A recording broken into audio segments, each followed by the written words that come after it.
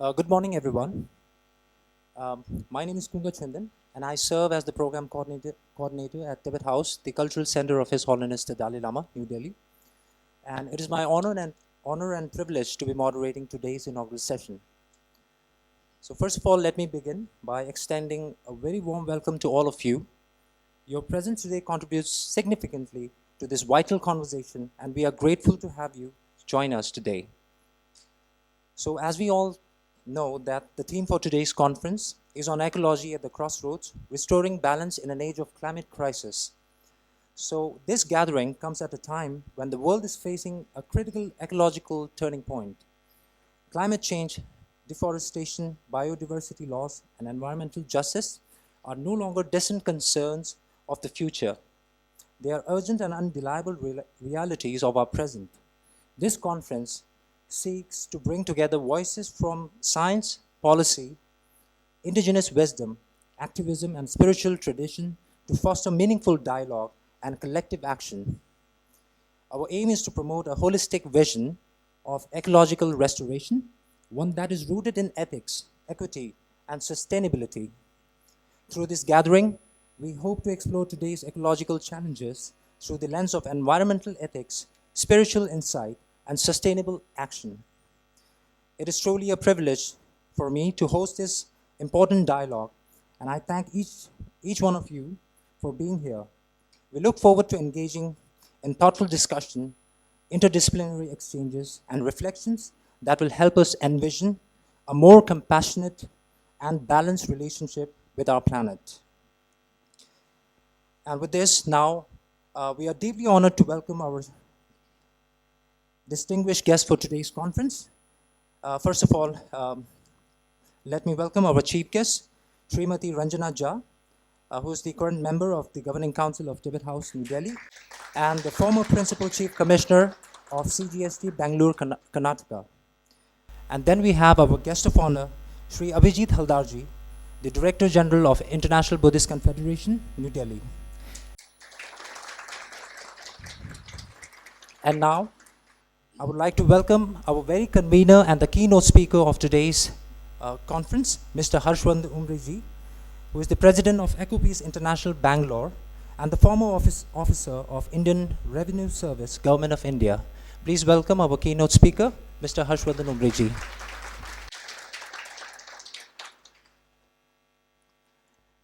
Now, last but not the least, I would also like to welcome all the participants and the students from different universities whom we have invited for joining with us today for this wonderful conference on ecology at the crossroads, restoring balance in an age of climate crisis.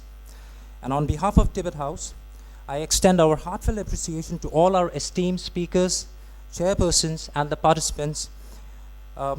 We warmly welcome you to what we hope will be a meaningful and inspiring day of shared learning and purpose.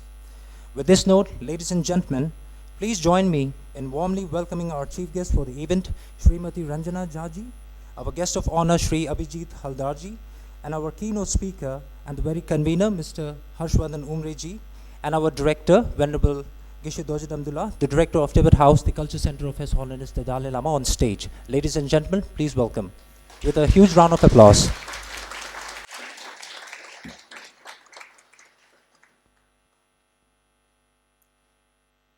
And I would like to request our chief guest, our guest of honor, our keynote speaker, and our director, Geshe Dojit Abdullah, to kindly light the lamp of eternal wisdom, a symbol of the illumination of knowledge, and to offer our prayers and offerings to the enlightened ones.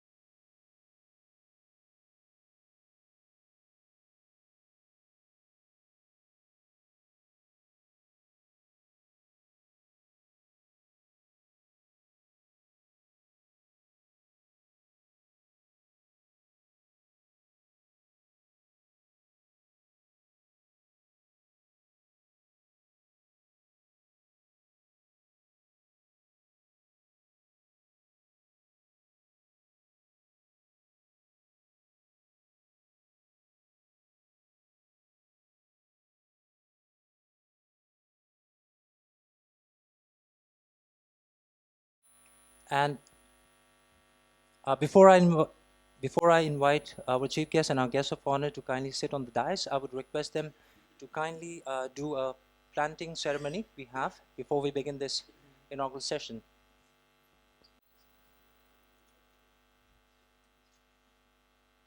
Ladies and gentlemen, a huge round of applause to mark the very beginning of this conference.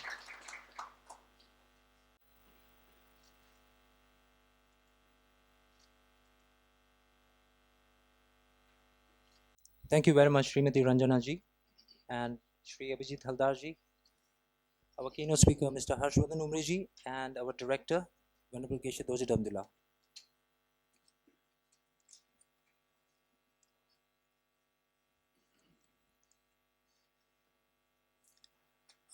Now, may I take this very opportunity to invite our director, Venerable Geshe Doji Damdula, to kindly offer the white scarf khata and the souvenir to our chief guest and Srimati Ranjana Jhaji, our guest of honor, Shri Abhijit Haldarji, and our keynote speaker, Mr. Harshvardhan Umriji. First, we have our chief guest for the event, Srimati Ranjana Jhaji.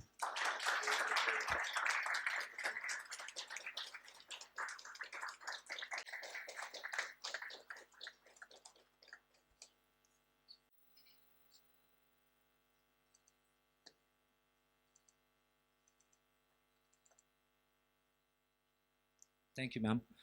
Then we have our guest of honor for today's conference, Shri Abhijit Haldarji.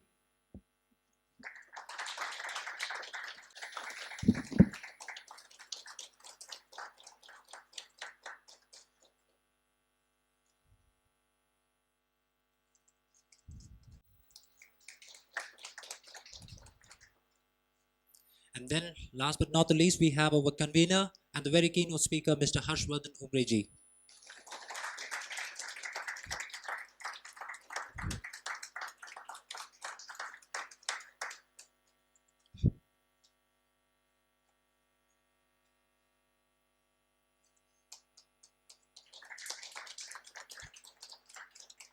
Thank you very much, Venerable Geshe Doji Damdila.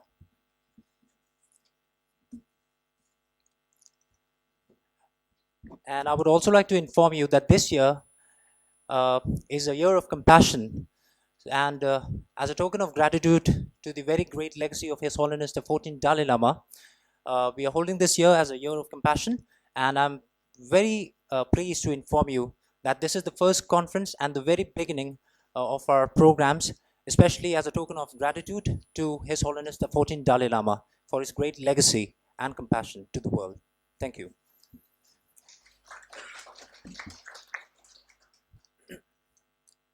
Now, moving on, I would like to give you a brief introduction about Tibet House and its activities. Tibet House, New Delhi. Tibet House, New Delhi was established in the year 1965 by His Holiness the 14th Dalai Lama for the purpose of preserving the cultural heritage at the time when it faced forceful challenges in Tibet, as well as for providing a center for Tibetan culture and Buddhist studies. His Holiness the Dalai Lama's recurring emphasis on developing a sense of universal harmony and compassion as its own effective antidote to global suffering, together with the needs for a meaningful exchange between different religious and cultural tradition, also had a profound effect on the purpose and its activities of Tibet House. Tibet House aims to bring together Buddhist masters and Tibetologists, people across different disciplines, students and practitioners, and the common man through its various programs and events. Tibet House continues to expand its objective in saving Tibet's heritage and in exploring and working towards Tibet House's potential contribution to the ethical development of the modern society.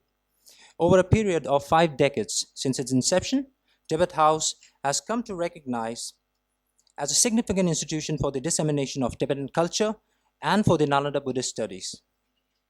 Tibet House is a 5-story facility which has a museum of valuable Tibetan art and artifacts, as well as a library with nearly 5,000 volumes of manuscripts and books, a resource center, a conference hall, a gallery, and a bookshop. A publication unit which publishes several books a year, and a program division which regularly organizes lectures, seminars, conferences, film screenings, and exhibitions. Tibet House offers various study programs on Nalanda Buddhist philosophy and psychology, and a Tibetan language course. Firstly, I would like to give you a brief introduction about the Nalanda Masters course, which was launched on 9 December 2016 on the occasion of 51st anniversary of Tibet House, New Delhi, in the gracious presence of His Holiness the 14th Dalai Lama, along with Sri Kiran Rijijuji, the Union State Minister of Home Affairs, and Sri Najib Jung, Lieutenant Governor of Delhi. The first batch of Nalanda Masters course, Batch 1, was completed with 372 students from 44 different countries. Second batch of Nalanda Masters course on Nalanda Buddhist philosophy began on 2nd October 2022 with 900 students enrolled from 54 different countries. Secondly, we have the Nalanda Diploma course, which was launched in the year 2018 and has emerged as one of the flagship offerings of Tibet House. Designed as a 14-month program, it caters specifically to individuals who are deeply interested in Buddhist philosophy, but are also managing other professional or personal commitments. So far, 4 batches have been successfully completed, each fostering a growing global community of dedicated learners. We are pleased to share that the 5th batch of Nalanda Diploma course has commenced on 2nd October 2024, witnessing an overwhelming response with 2,131 students enrolled, reflecting the course growing relevance and international reach. Now then we have Nalanda Introductory course, Batch 1, which was launched on the auspicious occasion of Tibetan New Year, Losar, on 28th February 2025, with the blessings of Venerable Geshe Dorje Damdila, the Director of Tibet House, the Cultural Center of His Holiness the Dalai Lama. And it offers a transformative journey into the inner well-being. This course has begun on 18 May 2025 with 1,171 students enrolled. Tibet House is pleased to announce the successful completion of the second batch of the Nalanda Certificate course, NCC2, which had commenced on 7 January 2024 with a total registration of 1,693 students enrolled. We are happy to inform you about the opening of Nalanda Certificate course Batch 3, wherein the registration begins on the very auspicious occasion marking the 90th birth anniversary of His Holiness the 14th Dalai Lama on 6 July 2025. And the course will commence on 11th August 2025, as per schedule. Now I would like to give you a brief introduction about the very audience and the blessings of His Holiness the Dalai Lama. On 2nd June 2023, close to 500 students who have recently graduated from or are currently studying in the Nalanda Masters course and the Nalanda Diploma course offered by Tibet House, New Delhi, received a gracious audience and blessings from His Holiness the 14th Dalai Lama and an oral transmission of J. Rinpoche's in praise of dependent arising. At present, there are more than 7,249 students from 98 countries enrolled in the courses, out of which we have 3,140 Russian-speaking participants run by under the leadership of Venerable Geshe Dorje Damdila. Tibet House offers a regular Tibetan language course with 4 levels of instructions at a nominal fee, including scholarship for students and monastics. As of now, 28 batches have been completed with 180 registered participants and 81 enrolled. The 29th batch commenced on 2nd June 2025 and runs until 30th September 2025 with 230 registered students and 123 enrolled. Additionally, Nalanda Dharma studies are conducted twice a week for both Tibetans and non-Tibetans proficient in the Tibetan language. These sessions, led by Venerable Geshe Dorje Damdila, aim to systematically introduce students to the foundational teaching of Buddhist philosophy. One of the key highlights is the successful completion of the Pramana Vartika Tsemanamdil Textual Studies course after 3 enriching years of online teaching, marking a significant achievement in preserving and sharing the profound philosophical legacy of the Nalanda tradition. Currently, we continue to offer Introduction to Buddhism and Umajukpa, entering the middle way textual studies every Wednesday and Saturday from 6 p.m. to 7:30 p.m. in both physical and online mode. Teachings are delivered in Tibetan with simultaneous translation in Ladakhi and Russian. These ongoing sessions are a rare opportunity to engage deeply with authentic Buddhist philosophy under qualified guidance. Now, I would also like to inform you that during the very auspicious occasion of the Nobel Peace Prize Day in the year 2024, Uh, these are the book launches which is being published by the Tibet House publication. We have Tracing the Footprints of Jade Tsongkhapa, Theravada and Mahayana Philosophy of Ultimate Reality and Its Practice, and we have a special edition, Tibet House Bulletins, uh, from the period from April 2022 to December 2024. Now, coming back to our main event today, Tibet House is absolutely delighted to welcome all of you to our conference on ecology at the Crossroads, restoring balance in an age of climate crisis.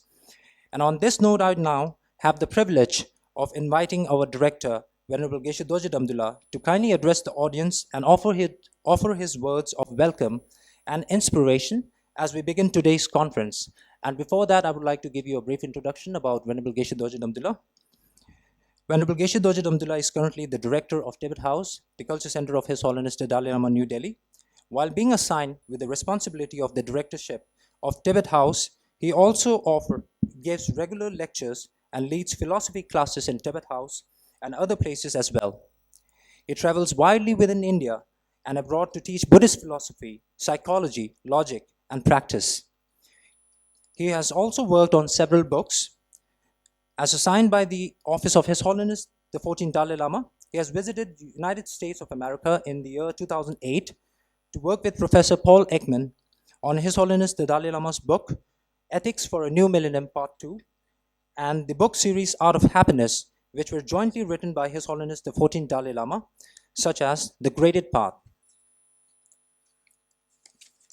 He has written a number of papers for national and international conferences on topics such as the paradox of the brain and the mind and ultimate reality according to Arya Nagarjuna.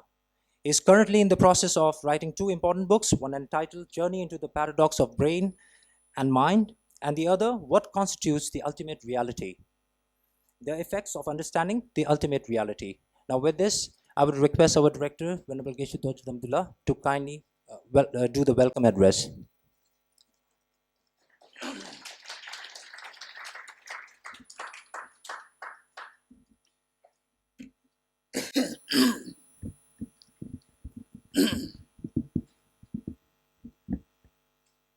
Kange tuze nyoso ne tawa tamje pambe shu tambe shu ne tenza ba kodam dela chase lo boni ninje sundo juba lam cheje se da kanje denjo gon chana ba ma tenzen yazo la soa de zu shinde fundu sho. And through a great compassion, you taught the Immaculate Dharma to dispel all perverted views. To you, the Buddha Gautama, I pay homage. Respected chief guests and a guest of honor and the convener of the conference. For information, the ones that you see on the stage. Our chief guest so kindly accepted to be just this year, so kindly accepted to be one of the governing body members of Tibet House Society, and this is the first exposure of and me meeting for the first time, and it's a great honor, Ms. Ranjaniji, to have you with us, and that you accepted to be on a governing board, and also that the guest of honor, Mr. Abhijit Haldarji. Since the first time that he took over as the Director General, IBC, International Confederation of the Buddhist Confederation, and I had the honor of meeting him, and just by his presence, I could see that there's a great prospect for the International Buddhist Confederation to be very active and amazingly functional, not only functional, but really vibrant all over the world. So the way in the manner in which I saw that, all these long duration of his being there proves this dynamism. Many congratulations to you, sir. And also to Mr. Harsh Vardhanji, the convener of this conference. And what Tibet House, what we do is that we make sure that all these conferences, whatever organized, be it on universal ethics or environment or on quantum physics and Buddhist philosophy, or including the other philosophical traditions like Samkhya, Vedanta, then Christian philosophy, whatever, and also the neuroscience and psychology, incorporating any form of dialogues or presentations on psychology from the different traditions, Jungian psychology, Freudian psychology, or the Indian classical Indian the psychological traditions. So all these things are finally intended, focused to help the youngsters.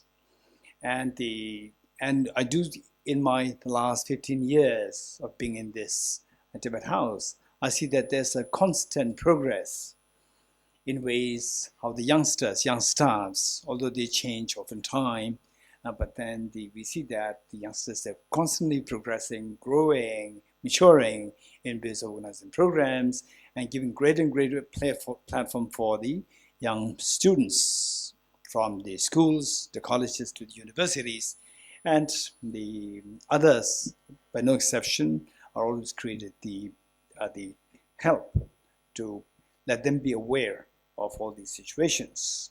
So, as very clearly indicated by the program coordinator, Mr. Kungachandala, that it is His Holiness's the direction, the blessings, that Tibet House, by no means it should be a religious center, it should be a cultural center to create awareness in the world, in the local place in Delhi, and in the world, that people learn how to be compassionate.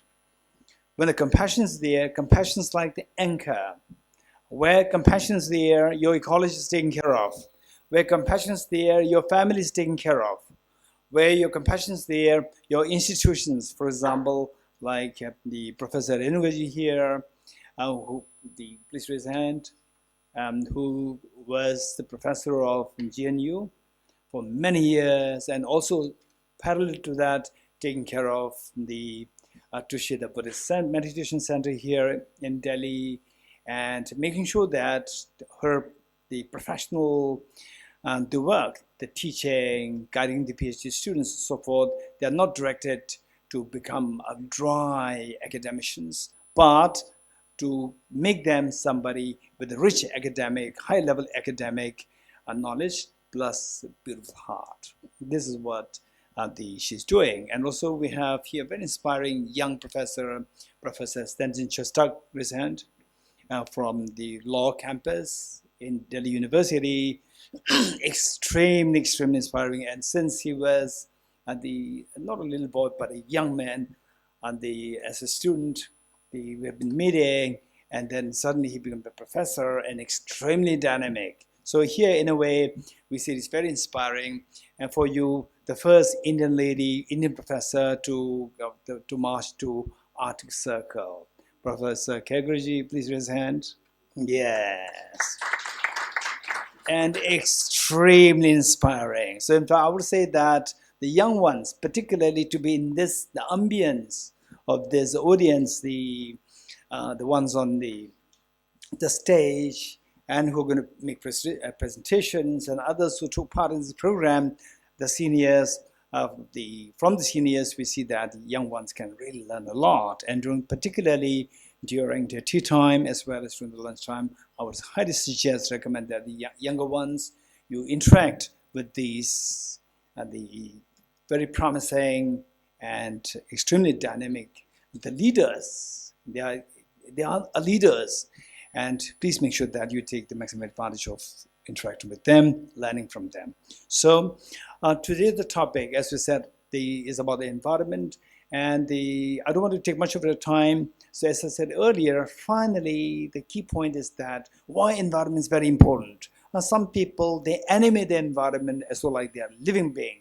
They are living thing. For us, just as we empathize with somebody else, your friends, your colleagues, your family members and so forth. And some people, environmentalists, they would animate the environment as like another living creature like your family. They could feel the pain, so forth. I won't really go to that extent. And many of you, particularly the seniors, they know my personality. I'm more pragmatic and the objective, but it doesn't mean that, okay, this inanimate doesn't matter. This is not the point. Just as your house is not animate, but your house is very important. Your house is extremely important. We make sure that we take care of our house. If there's a ceiling leakage, we make sure that we fix it. If there's the floor broken, we make sure that we fix this. If there's a door, the lock problem, we fix it. It doesn't mean that this animated object, but still is so, so, so important. And this world, the ecology, the globe is our only home. His Holiness the Dalai Lama says that this is our only home. And we don't come here to demolish this, because that we are demolishing our own home. For example, COVID-19 taught us that we are all dependent on each other. Say the inhabitants are dependent on the habitat, the world. And within the inhabitants, say, okay, my country, your country, and so forth, we are all dependent on each other. For example, with the COVID-19, say where there's one section or poorer country going through the crisis, no vaccine, India exported. India so generously exported the vaccine, because that if that is not taken care of, you are not taken care of. How? Because however poor the country is, there are ultra rich people there. In fact, I would go to the extent of saying that poorer the country, more the gap between the rich and poor, which means that rich people are there. And these rich people will not stay there, will come to continue to travel. They will carry the virus for us. So therefore, to take care of us is to take care of others, is to take care of yourself. This is an interdependency. Only if the point is that, okay, we have to fight for the ecology. We have to fight for the environment, the global warming or climate change and so forth. But to really fight, we need to know what is the trigger point. Okay, thank you. It's 3 minutes left. Thank you.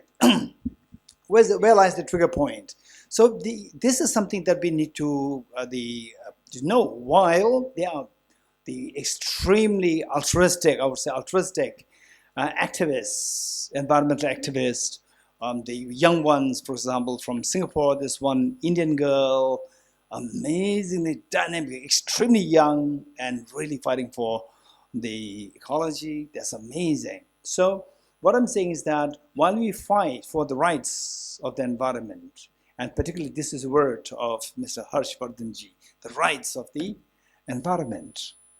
Rights of the environment, meaning that human rights, likewise the environment also has the right to keep itself safe. So for that, while we fight for that, we also need to know the core, where lies the original trigger of all these negligence.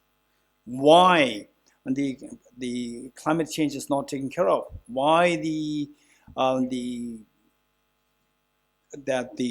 deforestation, excessive deforestation, and so forth?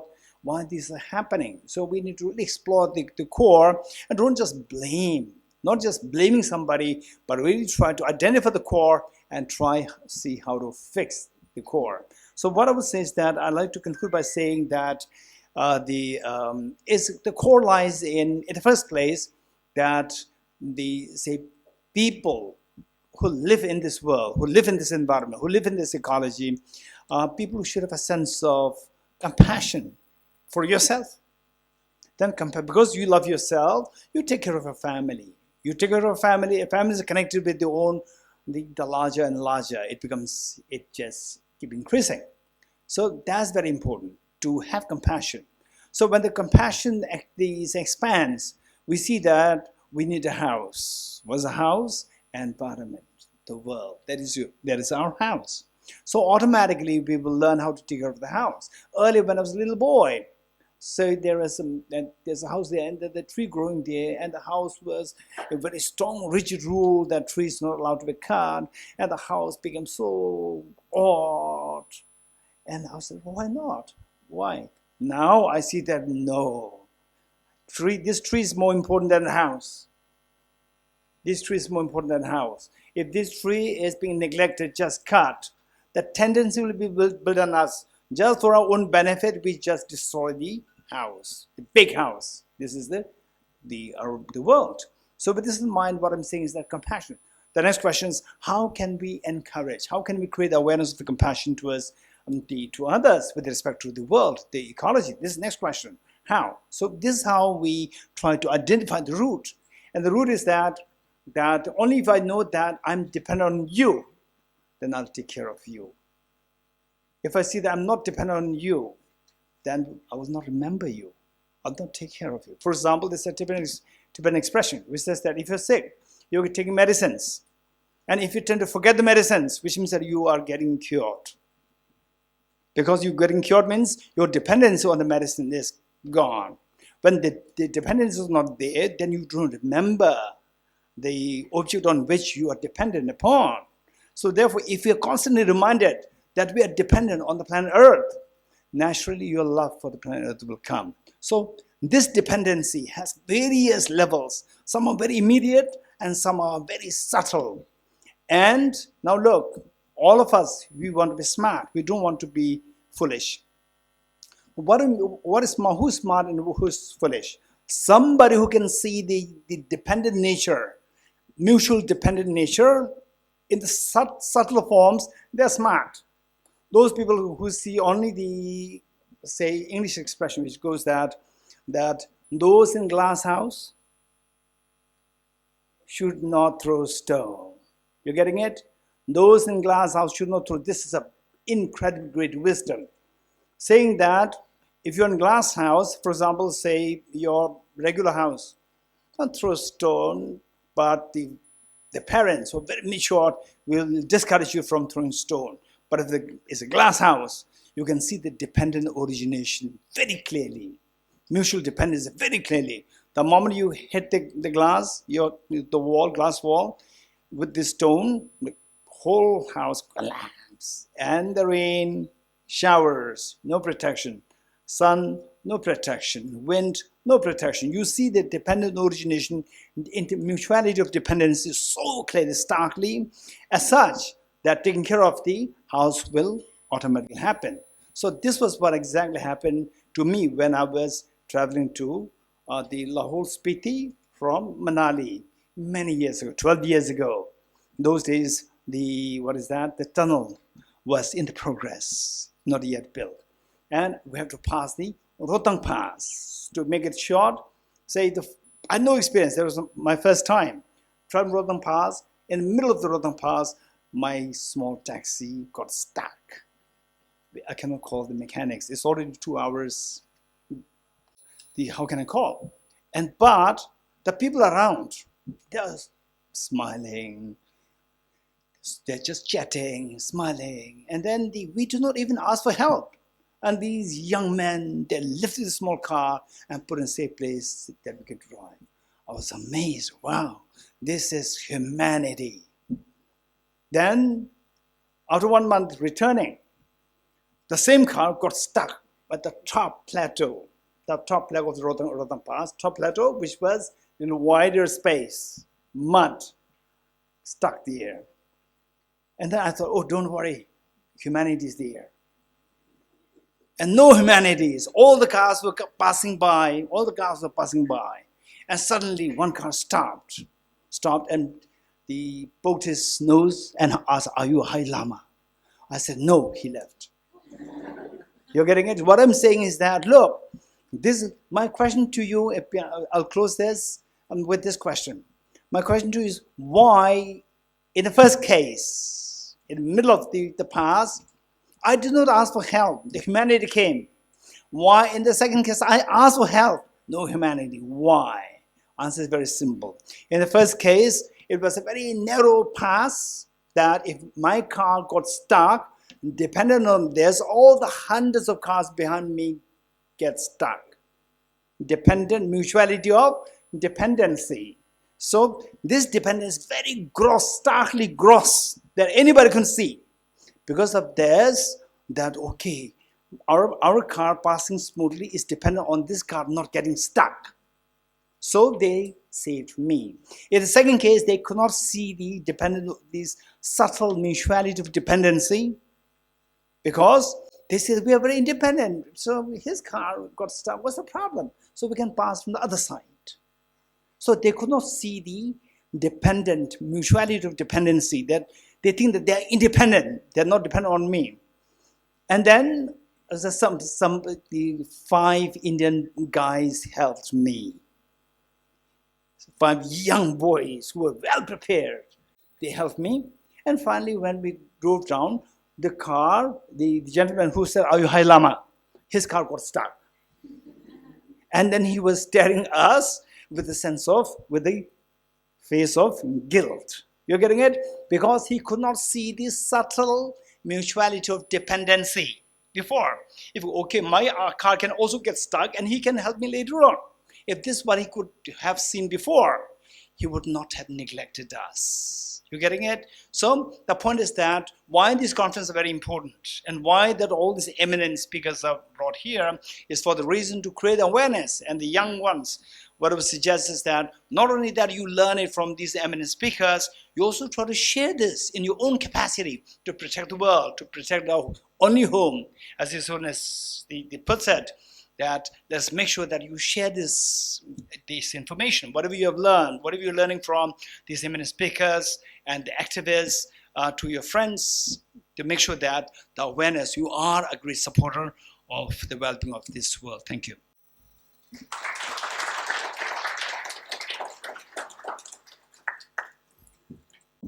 Thank you very much, Venerable Geshe Dwajid Abdullah, for your very informative and an explosive addressal, marking the beginning of this very conference, and also about informing all the young students and the younger generation about the very importance of the ecological conservation. Thank you very much, Kishla. With this, now I would like to invite our chief guest, Srimati Ranjana Jaji.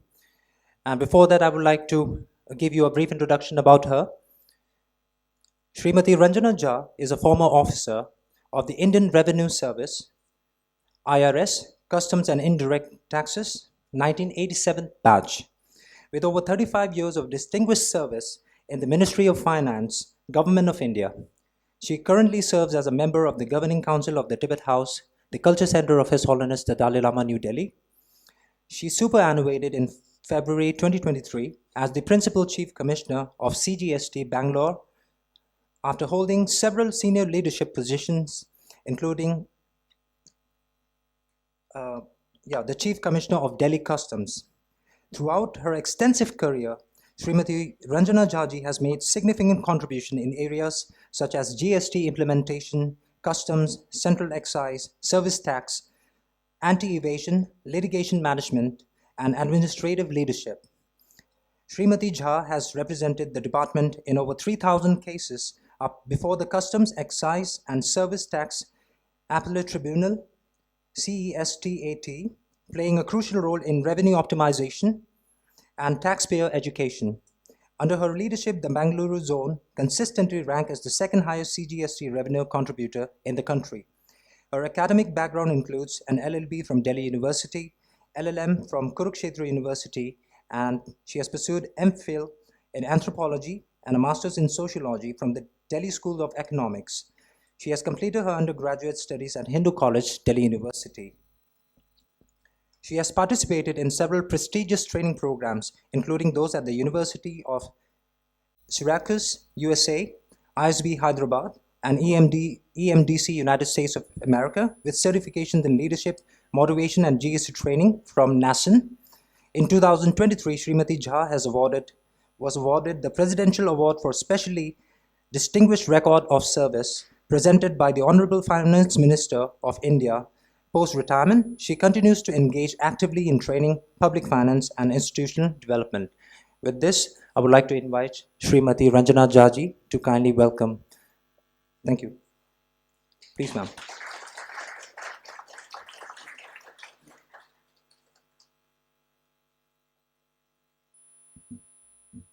Good morning, everybody. Mr. Geshe Dorji Damdul, our guest of honor, Mr. Abhijit Haldar, our convener, keynote speaker, Mr. Harshvardhan Umbre, very distinguished guests and presenters at this eminent conference. Firstly, thank you for the opportunity to come here and interact with all of you and be with you. I consider it my honor and privilege. And in all humility, I accept the role that you have given to me of being the chief guest here. What all you said about me, I don't know how, I mean, it's factual, of course, but I really appreciate the fact that I've been called here and I'm able to, share with you some of my views on the environment. Um,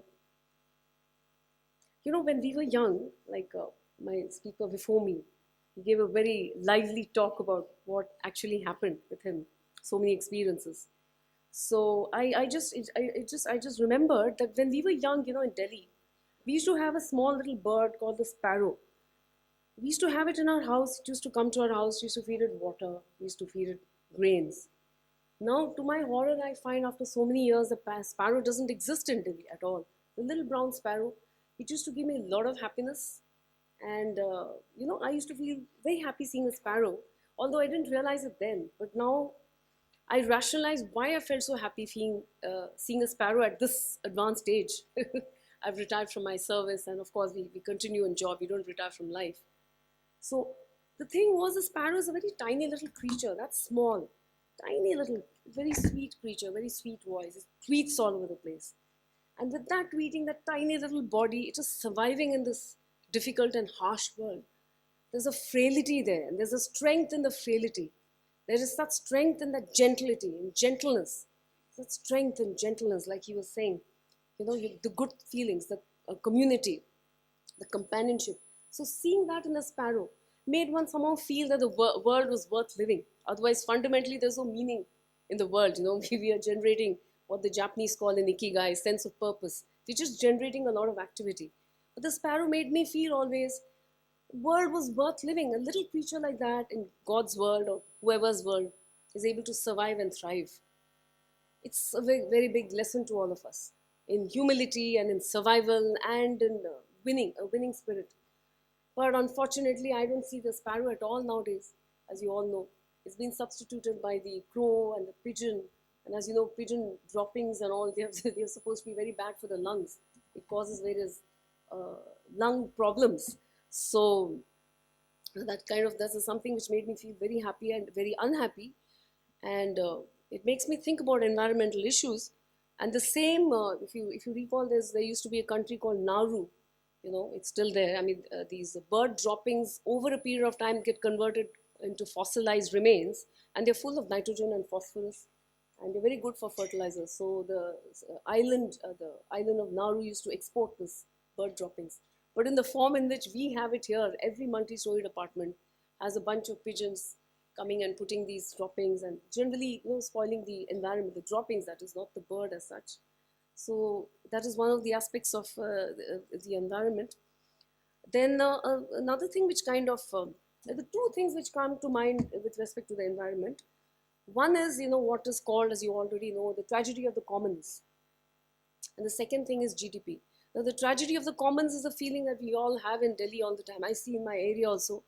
The motor is kept on, the water motor. 2 hours in the morning, 2 hours in the afternoon, 2 hours in the evening. It's going on, taking out the groundwater. I mean, we are depleting it, and there's no water, there are no rains.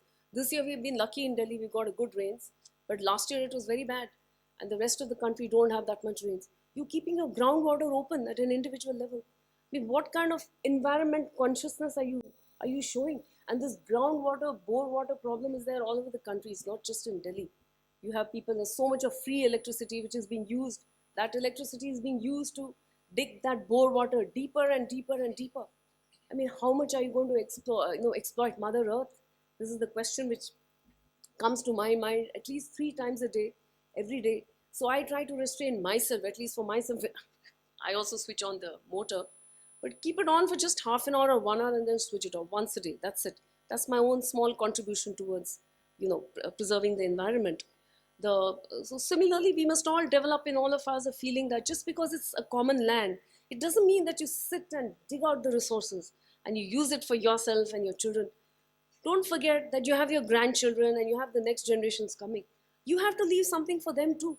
You can't deplete everything that Mother Earth has given you. In this context, the concept of freebies is very common in our common discussion areas. I would say the biggest freebie we have all received, we don't know it's a freebie, we don't appreciate it, we're not grateful for it, is the fact of our environment and our being in this land, with the earth, the waters, the sunshine, the beautiful flowers. In fact, when we were young, we used to sing a song, in these convents and all, we used to sing, all things bright and beautiful, all creatures great and small. And then there was descriptions of mountains covered in purple and flowers and butterflies and bees and other things. Where are these things nowadays? It's difficult to find a butterfly in Delhi. They've all vanished, And there used to be another nursery rhyme which you're all very familiar with. Twinkle, twinkle, little star, it shines like a diamond in the sky.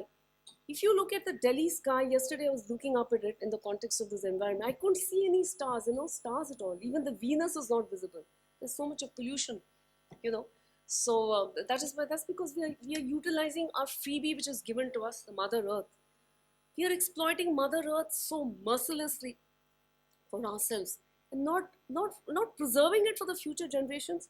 Even if you don't want to preserve it for the future generations, you should preserve what is given to you. It is your duty to preserve what is given to you, to enjoy like that. You can't enjoy it to such an extent that nothing is left of it.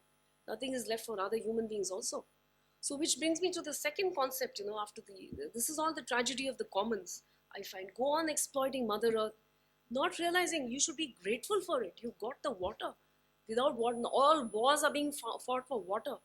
You have to preserve the water. You should not keep your motors on 3 times a day. And you have to bring that discipline on yourself. And if you don't need that motor, switch it off. You don't need it. Today you don't need the motor, just switch it off. Second great concept that we are all chasing all the time. Oh, it's very, very nice to hear that India has become number 4 in this GDP in the world. And really it's a major achievement.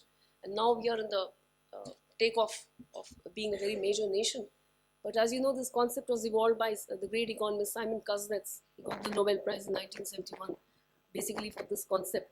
Now, I was just thinking about it, like you have this X and Y axis, and you have this the per capita income on the X axis, and you have the levels of poverty and other things. I'm just getting a call here, sorry, just a moment. So you have that per capita income on the X-axis and income inequality on the Y-axis, right? So he made an inverted bell structure as representative of the growth of the economy in terms of GDP. The one at the top is a break-even at point, and this side, we are all over here. That is, with increasing per capita, your income inequality is also increasing. We are here. Once you reach the peak and then you come down, the developed societies with increasing per capita income, their inequality is also decreasing. Finally, it just becomes zero.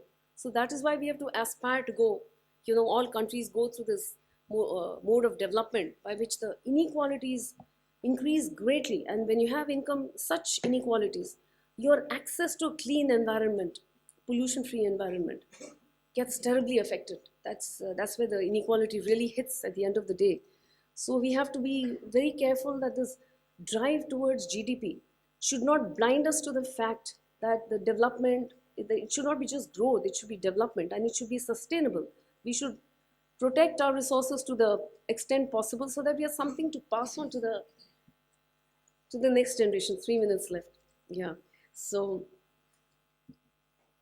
like it brings me to certain concrete examples. Like you have this denudation of the Aravalis in Delhi, which is right here in our neighborhood.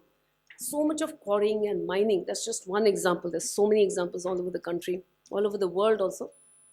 Now, the Aravalis have come down, and there was a time when it used to be just green in cover. I remember when we were having some trainings in Mussoorie. Mussoorie used to be green in cover when seen from satellite images. Now, if you see that entire Mussoorie, Dehradun area, it's brown. All the trees have gone. They're being chopped off, used for GDP. It's not been sustainable. Now, of course, there are moves to prevent this kind of illegal quarrying and stuff like that. And we had the ridge in Delhi, which was the life of Delhi, the air. It used to preserve the soil. It used to conserve the soil and prevent the dusty winds which come from the Thar Desert, which blow into Delhi. That's why Delhi is so polluted. Major reason is it's in the midst of the Dust Bowl. Apart from the fire and the fire burnings in neighboring states and the industrial problems, effluents problem, it's also in the midst of the Dust Bowl. It comes from the Thar Desert, goes and then goes off like that, the Hawa. You always used to see, even now, If you clean a surface in Delhi, within 2 minutes the surface will become dusty again. It's so bad now, as you know, the particulate matter 2.5 is so atrocious. We are hardly able to breathe, and little infants whose in lungs are supposed to be pink, they're all black in color. Doctors have reported. It's any number of examples are there in Google. So these are the examples. You cut down the trees are hanging on to the soil. There's no soil erosion, topsoil is maintained, so the fertility is maintained. You can do step cultivation. You can grow. The people's livelihoods would grow in a very sustainable way. You're removing the trees, and also there's a very close connection between the various animals and birds who live together in a particular environment. Birds and animals, I mean, animals only hurt each other when they're hungry, that's all. Unlike human beings, So you're spoiling that delicate ecology, that fabric, by cutting the trees. And all these animals, what happens is you cut the trees, you denode them, then those animals are coming into the urbanization is increasing. They're coming into urban areas, and you have these human animal conflicts also. You see it all the time, bunch of monkeys, or you have a leopard. I saw a leopard that day. It was being caught so cruelly, because it had entered the house of some people it was attacking. So the human animal conflicts also increase if you destroy the ecology and the environment of an area. In fact, that is why in the Western countries and all, earlier this GDP, you see the Western countries, people who had experienced industrial revolution earlier, now they didn't know that this was destroying the environment. Then they smartened up. So as they became more and more, colonialism has not stopped at all. At that time we were physically colonial. Now we are still there mentally and in an environmental sense. Because those countries which had the experience, they kind of pushed the manufacturing to the eastern sector. So all the polluting industries are towards over here. So a lot of pollution in the east. And now they are realizing that that has reduced their GDP. Now they want the industries to come back. You know what I'm referring to. So, and then you have these various accords like the Paris Accord, which kind of the world has agreed to reduce the global warming by 2%. And there are people who are coming out of that who don't want to be part of that Paris Accord. So we have to take measures somehow so that these accords are actually kind of meaningless, like now you have these ozone lower, so many examples are the ozone lower depletions, you're generating these chlorofluorocarbons, and you're having, because of that, the ultraviolet rays are coming and they're causing skin cancer, skin problems. Then you're having even milk, for example. We are a very dairy-based kind of society, India, most of India, with some exceptions. So a lot of milk is emphasized, and you have these poor cows who are being injected with the oxytocin. It's very painful. Their udders become this big. They're not even able to walk. Very artificial. So we are also imbibing those oxytocins. We should not be having. We have watermelons which are being injected with sugar. You're eating that kind of sugar. I mean, all adulterated stuff. And I would definitely encourage you, whenever you buy the masalas, please do have a look at the packets. In fact, a personal experience, I have a little more time now, so I started making the masalas that you put in the food. I started making it myself. I was wondering, the masala which I made at home tastes good, but the color, it's just brown, it's like earth. Why is it when I buy masala from outside, it's bright red, bright yellow? They're all the additives. And I'm told that I did some research on that. FSSAI is having a little more relaxed approach towards the quantities of certain chemicals which can go into the masalas.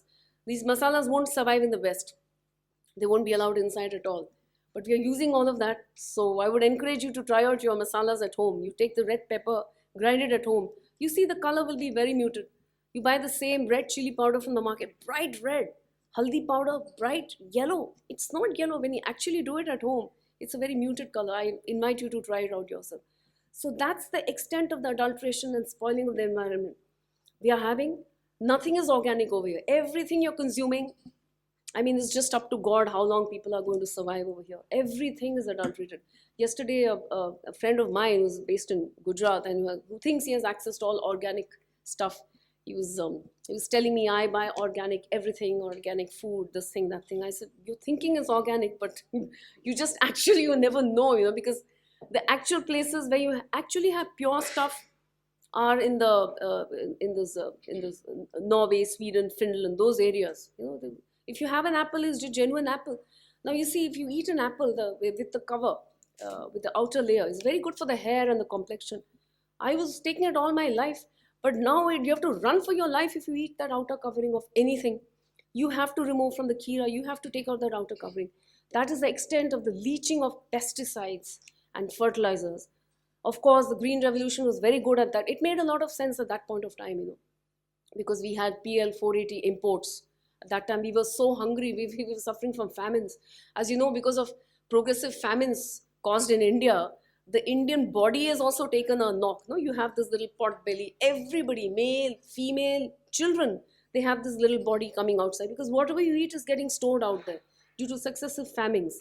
Is genetically we have imbibed this kind of structure. You don't have that pot belly system outside South Asia. It's very common over here. So that is because of those artificial famines, and this, now we are having everything is adulterated. So I totally appreciate. And finally, what to do? Like there's one saying, by one baseball expert in USA. He says it ain't over till it's over. That is, nothing is over. It's a malapropism. Nothing is over till it's actual over. So like my speaker in front of me said, there's always hope for the future. Now, he found a lot of help in the hills. And let me tell you, sir, whenever you go to the hills, the amount of help you get is phenomenal. I mean, the people there are also slightly different from the people of the plains. I've seen, I shouldn't say that, not very political to say so. But I think it's more because people in the plains are under a lot of pressure. There's too much of pressure of population, resources. They're under pressure of surviving, just to eat and sleep and get up. It's just survival. People in the plains and the hills have a very nice perspective, I've generally seen. So that is what we have to aim at, cooperation and realizing that the environment is very, very important. And I would definitely suggest whatever suggestions you're coming at the end of today's session, I wish you would suggest, send it on to the government. They should also see what came of these deliberations. It's a wonderful meeting that you're having. Learned people are giving their views about the environment. It should not just remain over here within these four walls. We should give a suggestion to our government and pass it on, and I'm sure everyone will agree with me, and something should be done about it. And last but not least, I find that in our country we have a very woeful,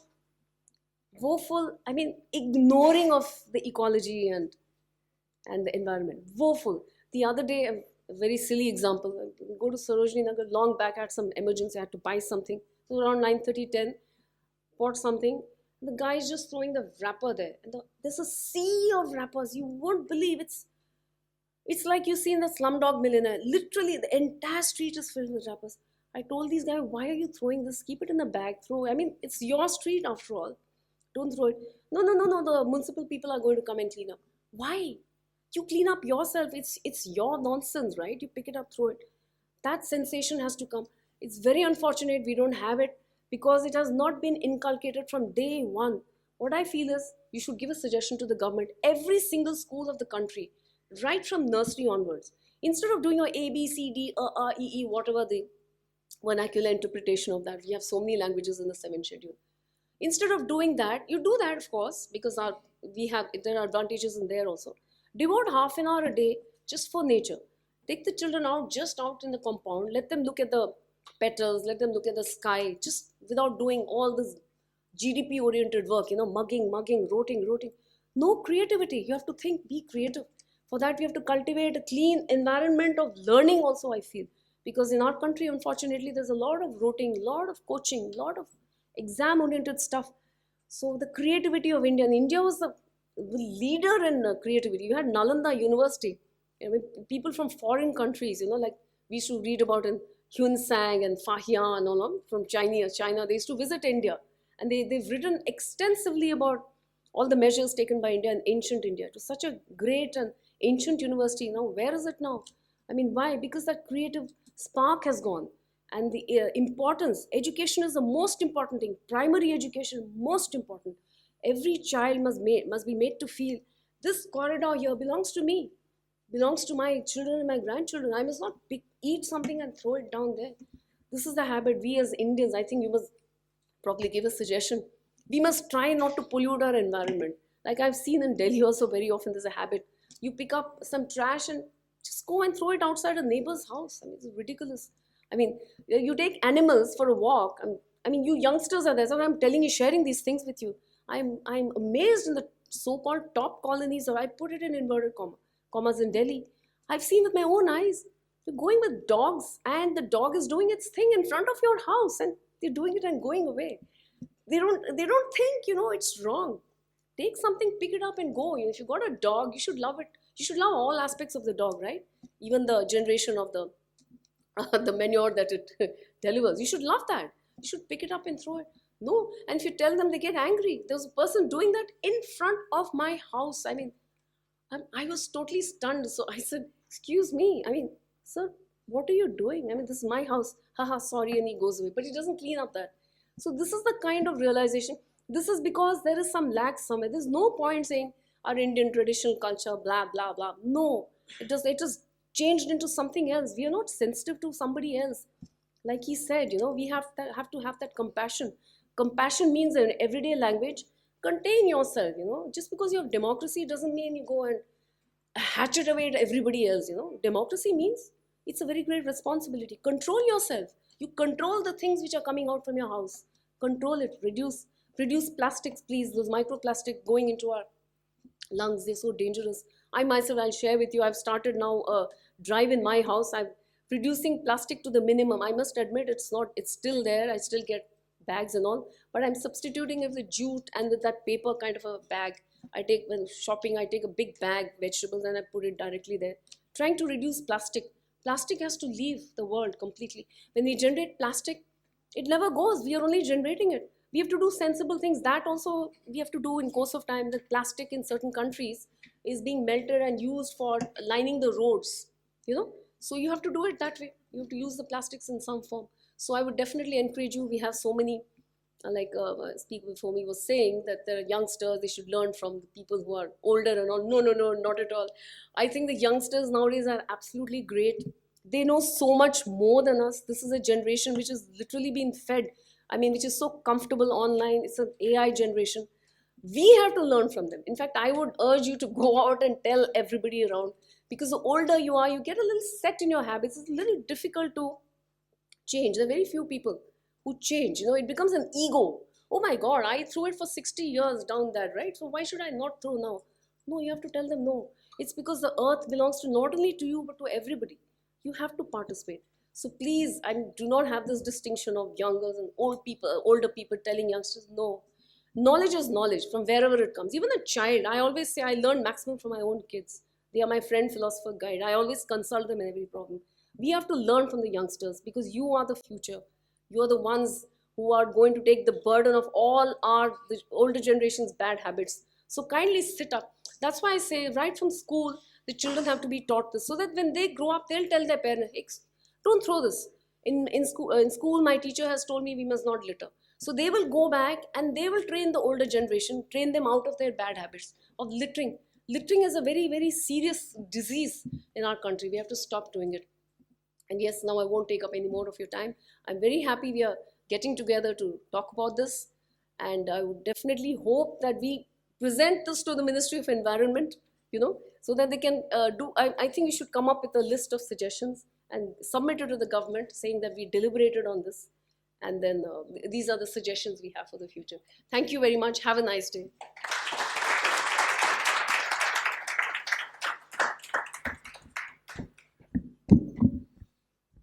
Thank you very much, Srimati Ranjana ji, for your profound words on particularly emphasizing on the preservation of the environment, and at the same time reminding us of our responsibilities as a human being and to the preservation of the ecology. Thank you, ma'am. Now, may I invite our guest of honor, Sri Abhijit Haldarji, to kindly address the gathering. And before that, I would like to give you a very brief introduction about him. Sri Abhijit Haldarji is the Director General of International Buddhist Confederation, IBC, and a former Special Secretary to the Government of India. Over a distinguished 37-year career, he served in Indian missions, several countries, representing India in multilateral forums and working across sectors including high technology, defense, culture, media, and information. As Director General of IBC, Mr. Haldar has led numerous initiatives to foster global Buddhist unity. He played a key role in establishing India's first Buddhist monastery in Lumbini, inaugurated by the Honorable Prime Minister of India.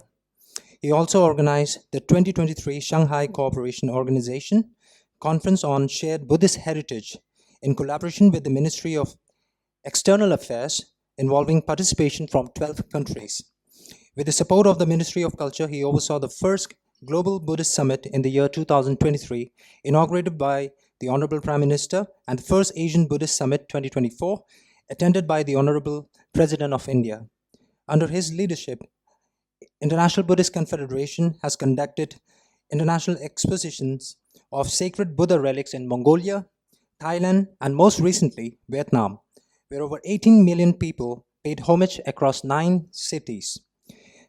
Mr. Abhijit Haldarji continues to work towards strengthening India's cultural diplomacy and promoting the values of Buddhism through global dialogue and collaboration. May I invite Sri Abhijit Haldarji. Ladies and gentlemen, please welcome with a huge round of applause.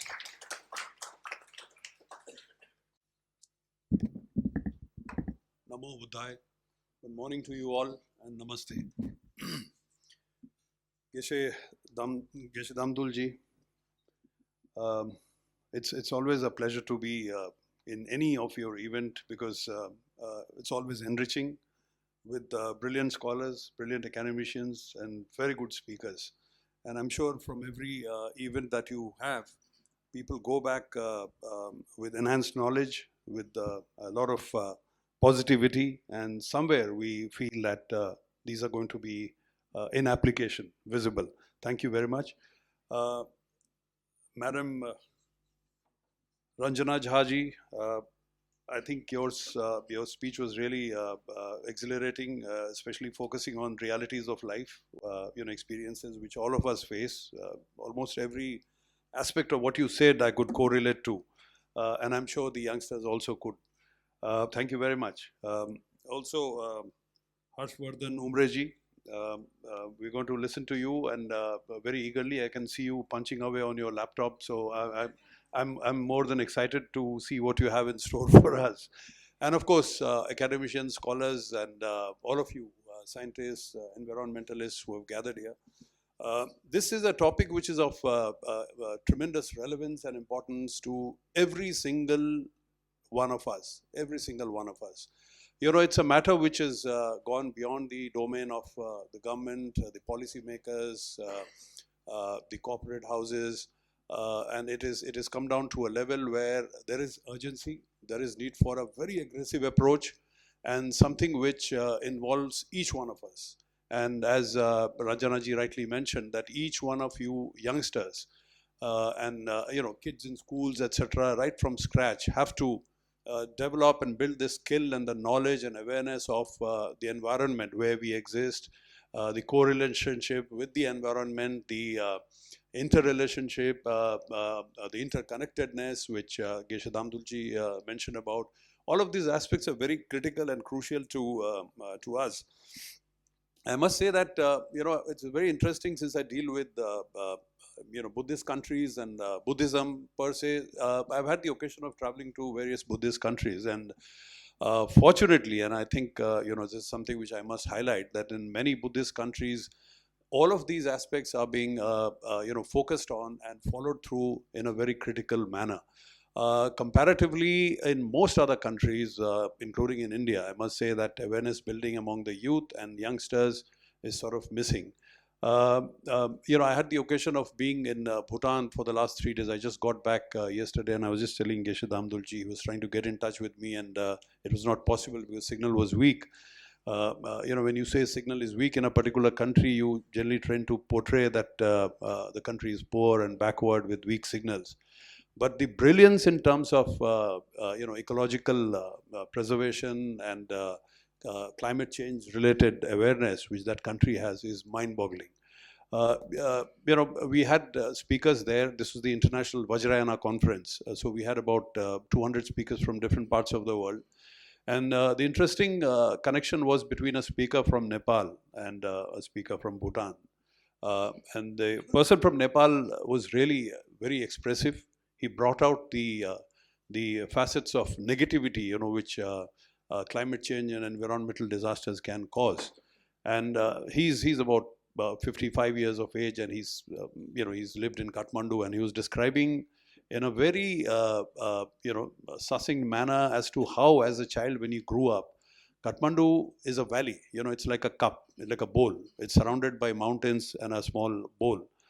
And he would be able to see the mountains, snow-capped mountains, from anywhere in the city.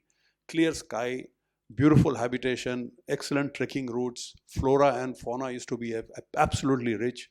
And today he says that when he gets up, he sees a pall of gloom hanging over the sky of Kathmandu. It's basically a cloud of dust, and this is primarily because of forest fires in distance.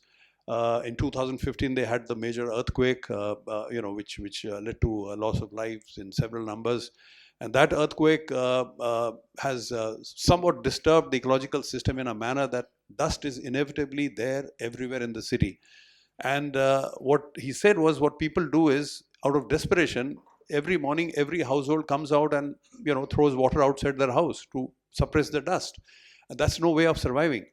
Now, the expression was so painful because living in a cup, a valley which is surrounded by mountains, and getting suppressed into depression to a level where it sounded as if this mass of population is going to get over and finish in some years to come. This is how he sounded, which is very sad. At the same latitude, not very far from Nepal, is Bhutan. If you see the map, not very far. Completely contrasting in a different picture, different scenario. And that is because this is a country where people have ensured that youngsters, they go to the forest, they spend time there.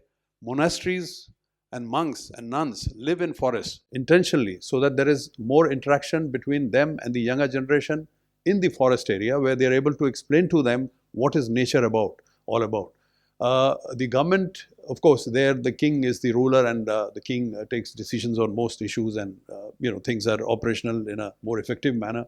So the government has been able to also create these small models of communities in different parts of Bhutan, where people from different countries abroad come and visit, and they learn lessons which they take back home. Now imagine something like this a small country like Bhutan is doing. And we have Nepal, which is suffering. Of course, they are learning from the conference. Was the idea of the conference in Bhutan was primarily to take back knowledge to different countries. So this is where we are. And then when I listened to both of them, I was trying to figure out where we stand in India. And I think very clearly, Ranjana ji has mentioned where we stand. She's narrated her experience over the years of how she was a youngster in Delhi, and how she sees Delhi then, and how she saw Delhi then, and how she sees Delhi now. So we are probably in the zone of what Nepal is. This is a situation which is not going to change so fast. She also mentioned about the GDP. Yes, this is where the catch is. That Ernst & Young did a study last year looking at past 5 years of performance of some 50 odd multinational companies, which are heavily investing in corporate social responsibility, with primary focus on saving the ecology, saving the climate. But the study finds that on a comparative basis, the growth progress of these companies, or the targeted objectives which they have in mind in the next 5 years, 10 years, is driven by ideas and thoughts which are going to cause collateral damage to the economy, to the ecology, to the environment, which you cannot really pen down clearly. But in a collateral manner, it is going to cause damage. And the damage it is going to cause certainly overshadows the good work which they are doing through their CSR activities towards environment protection. So this clearly indicates that organizations, companies, industries are going to continue on their path of growth, and nations are going to, of course, support them, because the GDP is critical. You jump from fifth ladder to fourth and then third. So this is a race where the balance between economic development and your ecological sustainability has to be handled in a very careful and a cautious manner. Well, as far as Buddha Dhamma is concerned, the Buddha, of course, existed at a time 2,600 years ago, when there was no such a challenge or a situation. He never envisaged a situation where humanity would face virtual extinction. I would start using the word extinction. I think we, all of us who are in the age group of 50 plus or 60 plus, probably are not going to see the time when there's going to be a reverse in terms of outcome, real-time outcome of ecological preservation, climate change, etc. Probably you youngsters are going to see that time, but for that you have to strive hard. You have to really work hard. So Buddha, of course, said one thing. He said something which starkly impacts the world today and in future. He said that the nature will give you back what you give to the nature. Just simple, one sentence. And this he said 2,600 years ago, when there was no such thing called climate change, there was no ecological disaster, there were no earthquakes, no major natural tragedies. But he said it with a foresight, and the implication of that remains very relevant today as compared to his time, and it is going to be more relevant in times to come. So Buddha's teachings primarily on compassion, his teachings on wisdom, his teachings on mindfulness.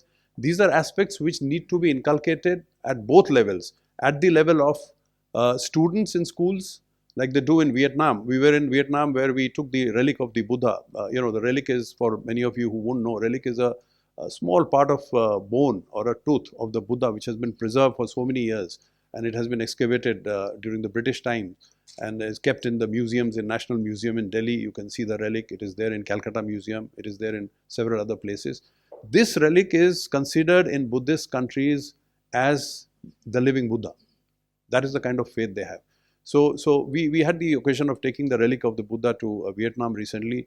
In Vietnam, the kids in schools are actually taught about compassion, mindfulness, and wisdom in a very diligent manner. It's part of the text, and they actually experiment. They come back to the school after about 3 months, and every quarter they are supposed to explain what have they learned in life in connection with wisdom, compassion, and mindfulness. Look, these are basic things. This generation is going to, I'm sure, grow with a lot of feeling towards nature, towards environment, which I think we are missing in our country. So this is something which we need to push hard on. Three core issues which the Buddha talks about.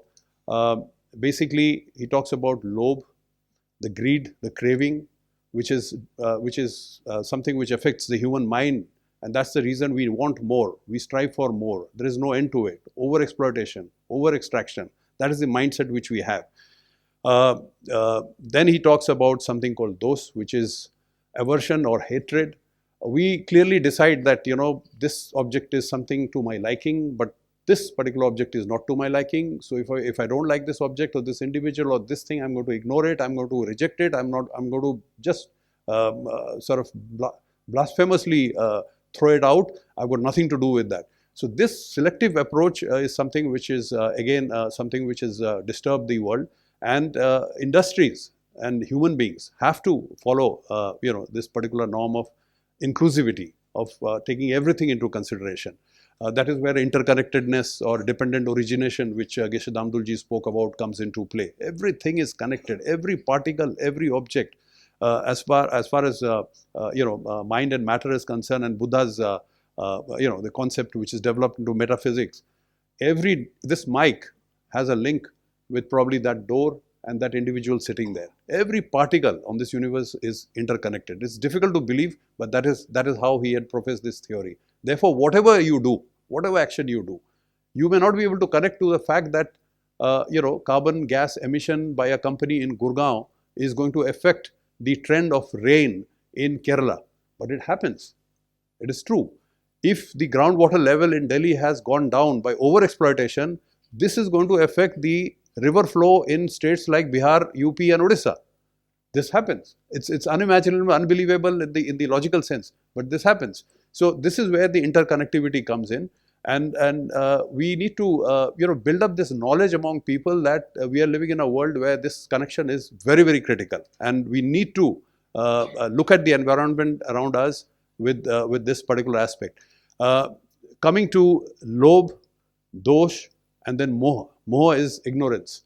Today we live in a world where, to some extent, the government has made a lot of rules, regulations, etc., which are in line with the norms to be followed for ecological sustenance, sustainability, climate change, etc. But there are companies, organizations which are aware of these laws, but they completely ignore them.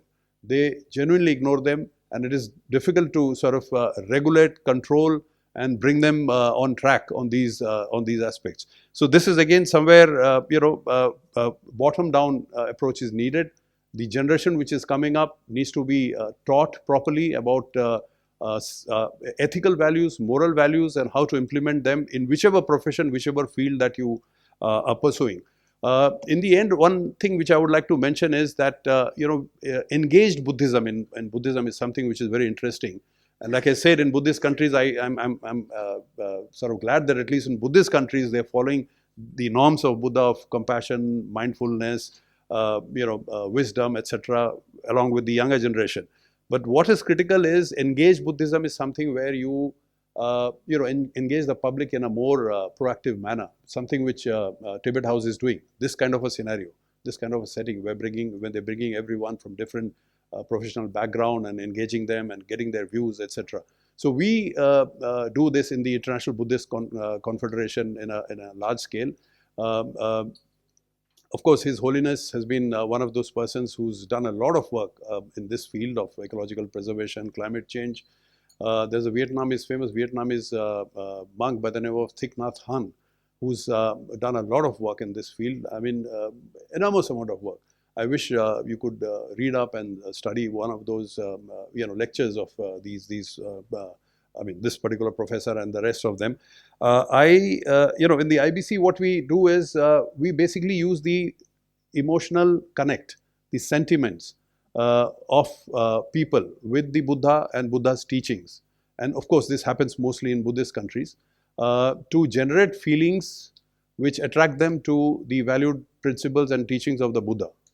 And when we talk about teachings of the Buddha, it ranges from mindfulness. When you talk about mindfulness, we're talking about mental health, neurosciences, etc., well-being, to this issue of ecological preservation and climate change. And we do this by, we take the relic of the Buddha, which I just mentioned is a bone piece, to different countries, Buddhist countries. And it's done by the government of India in a very, formal manner. In fact, the relic is considered as the head of state. You won't believe it. It's a small relic, it's in a casket, and it is actually considered as a head of state. And what happened was, last time when we took the relic to Vietnam, this relic was coming from Sarnath. So it came from Sarnath by air, and we had to book a seat for the relic in business class, because it has to come with 2 monks on 2 sides, and it's considered as an individual. It came in to Delhi, and it was placed at the National Museum here in Delhi. And the Delhi police and the entire security establishment, I was surprised. They were actually treating it as a head of state. So while I was supposed to go to the National Museum to receive the relic, I found that half an hour before all the roads are blocked. Movement हो रहा है, कोई नहीं जा सकते, VIP आ रहा है. So I said, VIP कौन आ रहा है? He says कि नहीं, वो head of state आ रहा है. So because he won't say it's a relic. So I said that, look, it's the holy relic of the Buddha which is coming. I mean, you're treating the holy relic as the head of state. I'm supposed to receive them. He said, sir, जो भी हो आप receive कर सकते हैं, but आप जा नहीं सकते. Barrier cross करके आप जा नहीं सकते. The National Museum is about 1 kilometer away. You can walk down, but we'll not allow you. I had to convince him that, look, I'm the Director General of the organization and I have to receive the relic. So this fellow said कि sir, ये VIP का मामला है, इसमें आपको गाड़ी तो अंदर नहीं जाने देंगे. अब ऐसा करो, आप मेरे साथ चलो. He put me on a bike, the Delhi police fellow, and he took me to the national suite of him.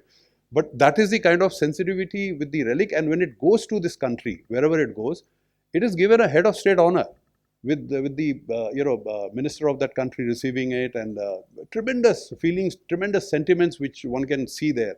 People on the streets are just lying down.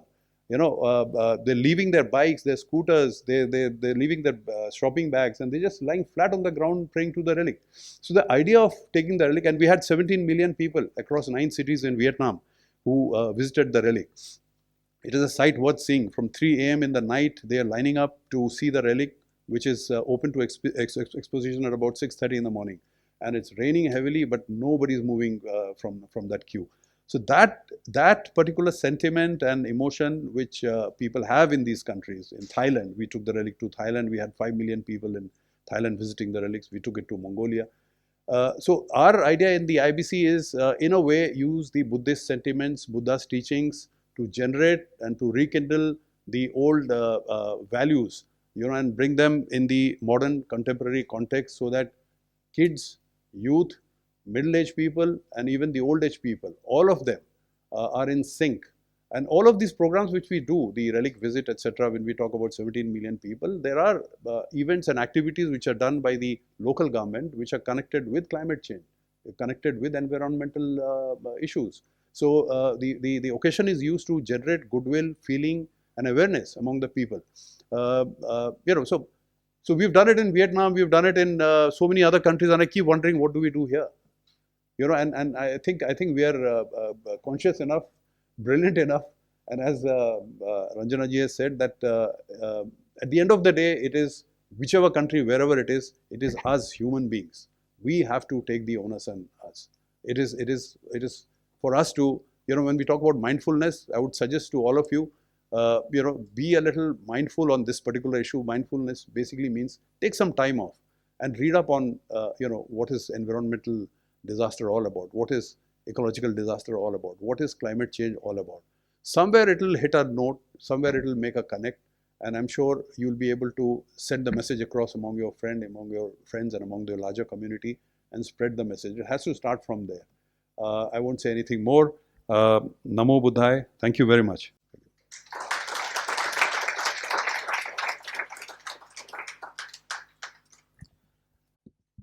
Thank you very much, Sri Abhijit Haldarji. Now we have the very convener and the keynote speaker, Mr. Harshvardhan Umreji, and I would like to give you a short introduction about him. Mr. Harshvardhan Umreji is a former officer of the Indian Revenue Service 2002 batch and the founder of EcoPeace International, an initiative promoting human rights and earth rights. With a background in civil engineering and law LLB, he began his civil service career in the Indian Customs Appraising Service in Kolkata in the year 1994. Over a distinguished career spanning 3 decades, he has served in various capacities across West Bengal, Odisha, Karnataka, and Meghalaya, including as Additional Commissioner at Bangalore Airport, Customs, and Commissioner at the National Academy of Customs Indirect Taxes and Narcotics. Mr. Umreji has received advanced training in the public policy and international security at premier institutions such as the LKY School of Public Policy, Singapore, Seokyong University in South Korea, PNNL, United States of America, and the London School of Economics and University of Cambridge, United Kingdom. He opted for voluntary retirement in the year 2024 to fully dedicate himself to environmental and social causes. He is the convener of the Climate Change Combat Campaign, which has led impactful initiatives such as the Climate March in the year 2022 in Bangalore and Project Reforestation, planting 1 billion trees. Through his platform EcoPeace International, he has launched the webinar series New World Dialogues, Rights of Earth, aiming to raise awareness on environmental justice and climate change. Mr. Harshvardhan Umreji is also working on 2 forthcoming books towards people's democracy, redefining democratic governance and de-dollarization and the emerging new international order. Ladies and gentlemen, please welcome our keynote speaker, Mr. Harshvardhan Umreji.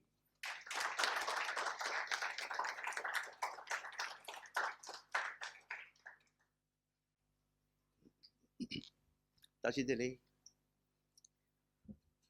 respected Mrs. Ranjana Jha, Madam, Chief Guest of today, Mr. Haldar, Guest of Honor,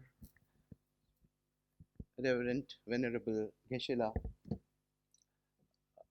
dignitaries present, and I must mention one more name, Mr. Rishikesh Sharan, former Chief Commissioner, who is also present here today. So thank you for coming. Yeah. And my all dear fellow travelers on this planet. I stand here before you today, not just as a speaker, but as a fellow traveler on a wounded planet. A planet that is showing increasing signs of distress, crying out in ways we can no longer ignore. This conference, very aptly titled Ecology at Crossroads, Restoring Balance in the Age of Climate Crisis, could not be more timely or urgent. The stakes have never been higher, and the moment has never been more critical. Once again, I thank the organizers, the Tibet House, for drawing attention to this very critical issue of our times and also giving me an opportunity to be part of this very unique, interesting, and very important conversation today. Thank you.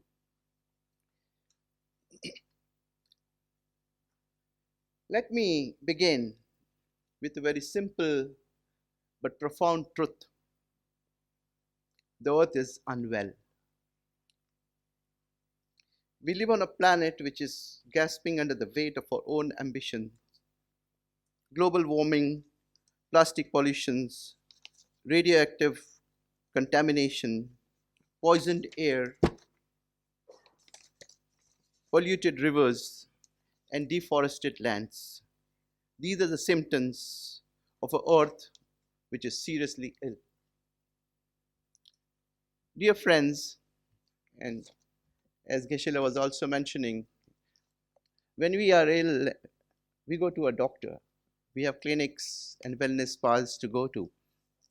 The earth is very seriously ill. Global warming is the fever of the earth. It is, when we talk about infection, is the contamination of the radioactive materials which you put inside the earth. The air is polluted.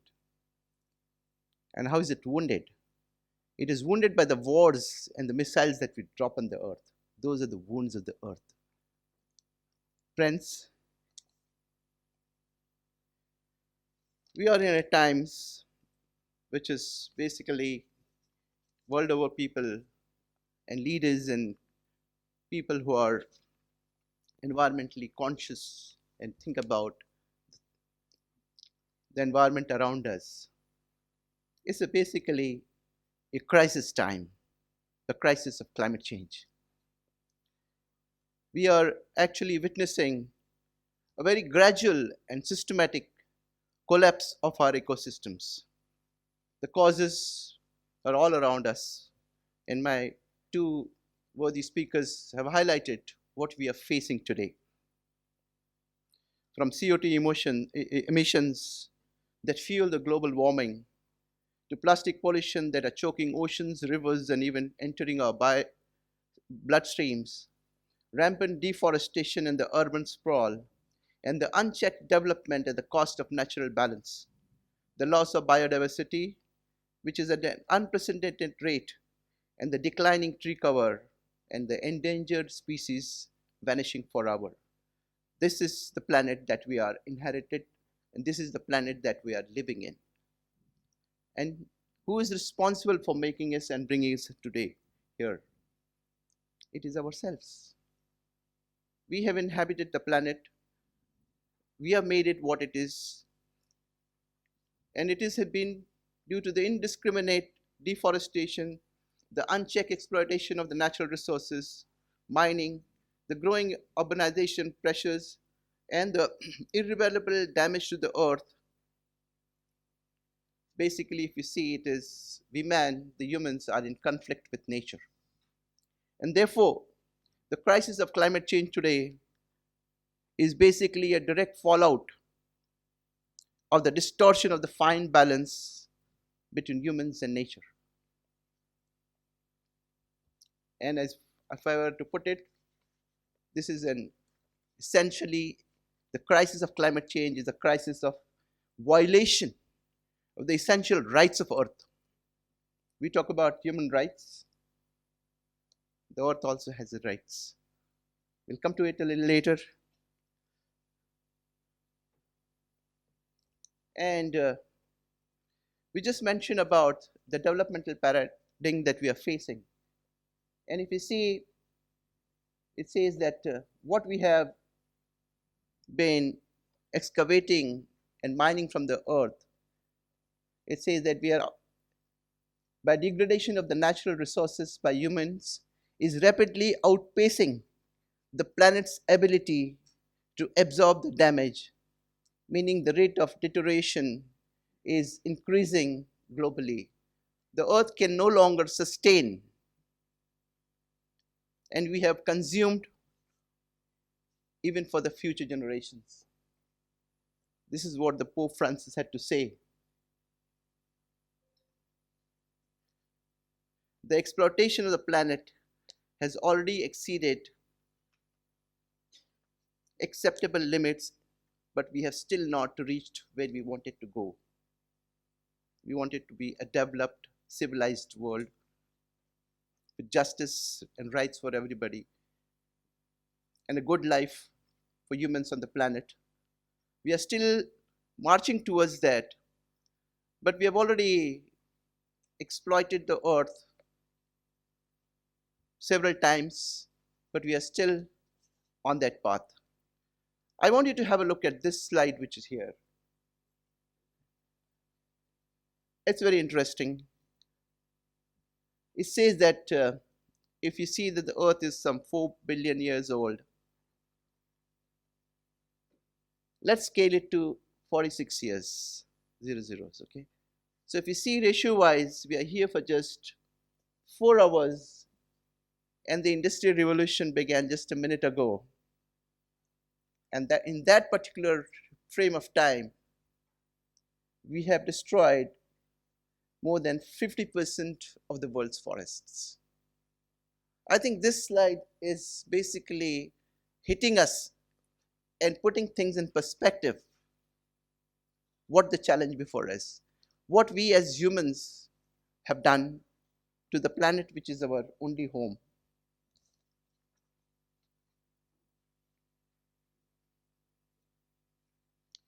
So let us pause and reflect on the reason of this degradation. The answer is not just industrialization or technology. It is a much deeper malaise. It is the greed over need, what Professor was saying, profits over planets, and growth without responsibility.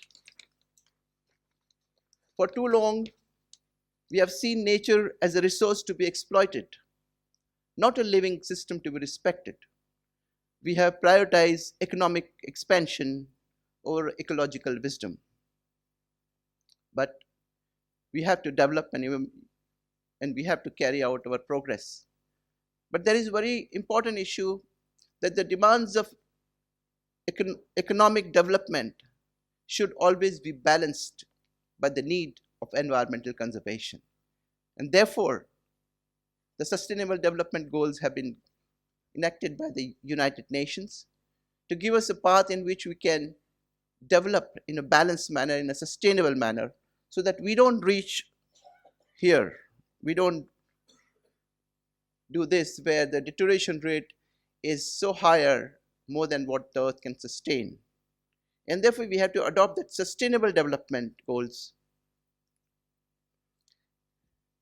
Paris Agreement, in fact, is a landmark in human history where basically codified all that is wrong or ill for this planet. It is in fact a turning point, an acknowledgement that the crisis is global and therefore the response must be collective. That was 2014, 15, and today, a decade later, we are still where we were a decade earlier, and maybe worse. Because the temperatures continue to rise.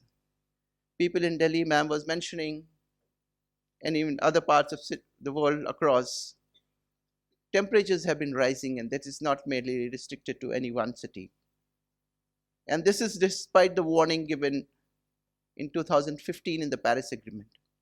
So basically, the Paris Agreement has asked that we should restrict the rise in temperature to below 2 degrees of the pre-industrial levels, and if possible, to 1.5 degrees. And if we don't do that, this is what is going to happen. Rising temperatures, melting glaciers, rise in sea levels, submersion of coastal towns, and overall degradation of quality of life of humans on this planet.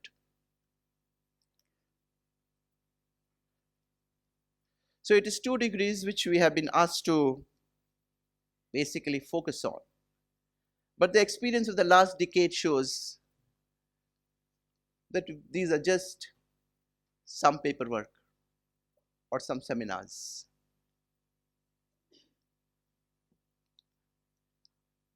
Paris Agreement gave a roadmap, very simple roadmap, and it highlighted 3 clear issues: that we need to reduce greenhouse gases. That was the CFCs, which even in this room we are having this air conditions. The CO2 emissions on the road, the traffic problem which ma'am was mentioning. And finally, the rampant forest deforestation which is going on. These are the 3 things which Paris Agreement, if you see, like it has boiled down, made it very simple for people to actually understand and make changes in their lifestyles. We don't have to wait for governments to make policies and announce big programs. I think it is individuals who can actually do something on any of these 3 measures which the Paris Agreement has set up. May I mention about water? Is, the water crisis is actually a silent emergency. With reckless wastages, contamination, and over extraction of groundwater, the very source of life is today under siege. Even drinking water is becoming so scarce, and an irony on a planet where more than 70% of the surface is filled with water. And we have images of women in the continents of Africa walking miles with utensils on their head in search of water. What an irony. And we say the Earth's surface is 70%. Points to think about. Therefore, we must learn to respect, conserve, and recycle water as a sacred resource.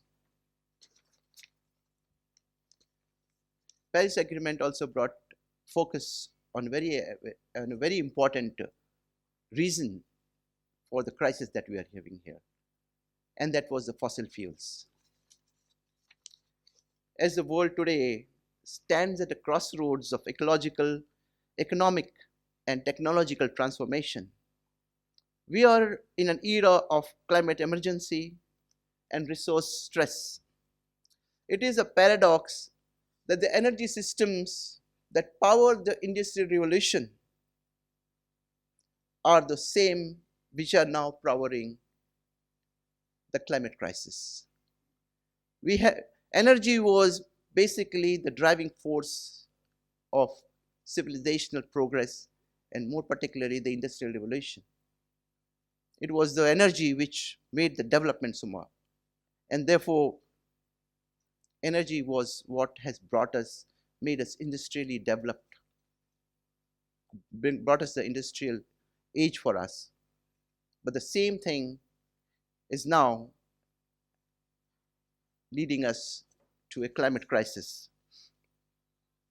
Fossil fuels, which were once a symbol of progress, are now engines of pollution. Fossil fuels and global warming are so very closely related. This is because the phenomena of global warming is a trigger mainly due to the excessive use of fossil fuels. And if you see here, as per the UNEP figures, it says almost 80% of the demands of energy in the world are fulfilled by fossil fuels. 80%. And these are the fossil fuels. Yeah. And it also says that there is this intergovernmental panel on climate change, which has found that the emission from fossil fuels are the dominant cause of global warming. And as per the studies, it is found that 89% of the global CO2 emissions come from the fossil fuels and industry. And what are the fossil fuels? we all know, basically the coal that we take out from the surface, the gas that we explore, these are fossil fuels, and which are basically the driving force of our climate crisis. Coal, we are very proud of coal mining everywhere, and the study says that our government, let's say India's figures are like we have a mining capacity of around say 1,000 metric million tons annually, but our requirement is we are short by around 30%. So what we do, we import the remaining 300 metric tons from other countries because we have to meet the energy requirements. So Government of India has a policy of trying to see how we can reduce our imports and make more self-reliant. So therefore, we'll make more mines. We'll exploit more. We'll have more coal mines so that we don't have to import. So the drive is towards increasing the coal mining and production in this country, which is basically at loggerheads with the goals of Paris Agreement. It says you have to reduce the consumption of fossil fuels, but here, unlike in several countries, the drive is essentially to make more mines, totally disregarding the warnings which have been given by those bodies. There are countries, there is something called the Alliance of Coal in Europe, and countries have actually taken a decision to give up coal. And there is this, just one example I have of Austria, which actually shut down all its coal mines.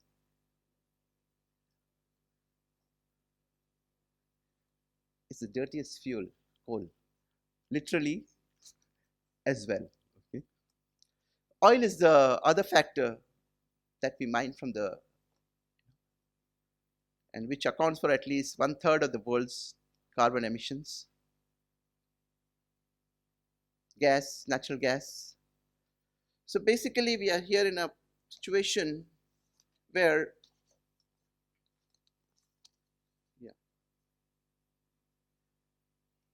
and there is this important parameter how we know that where we are going, and that is what is called emission gap report, again by the same UNEP.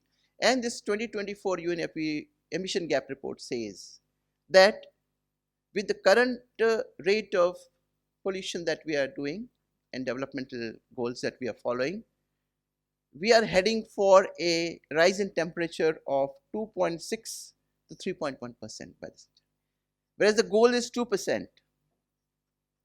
But the consumptions and exploitation that we are doing today will take us to 2.6 to 3.1 degrees in the century, which is actually a very serious matter, because what we just saw what would happen if we increase 2%.